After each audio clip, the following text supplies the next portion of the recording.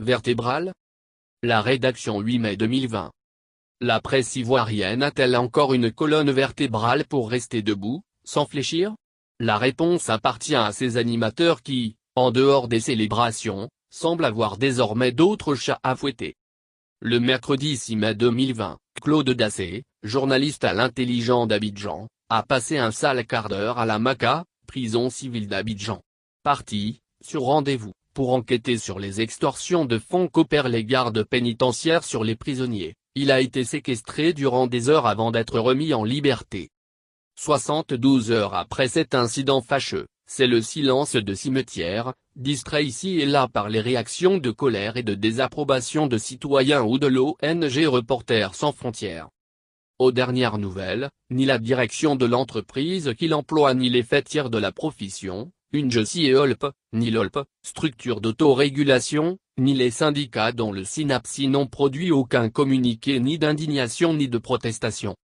À la différence, apprend-on, de 2 des 3 syndicats des gardes pénitentiaires qui se sont élevés contre le sort réservé à Dassé, toutes les structures formelles de la profession sont muettes comme une carpe.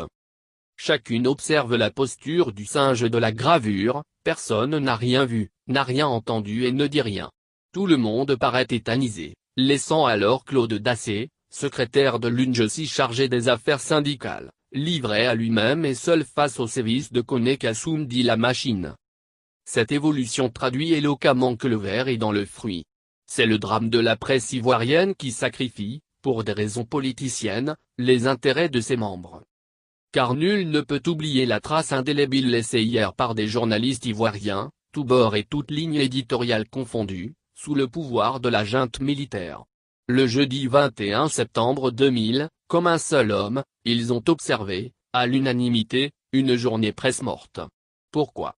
Joachim Begré, journaliste au quotidien Le Jour, a été bastonné par des militaires 12 jours plus tôt, le 8 septembre.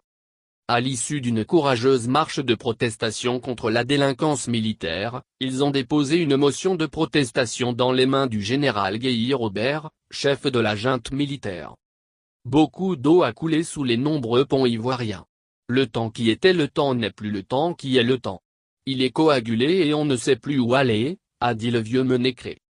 Et alors, 20 ans plus tard, les mauvais traitements subis par Claude Dassé sont en train de passer par perte et profit.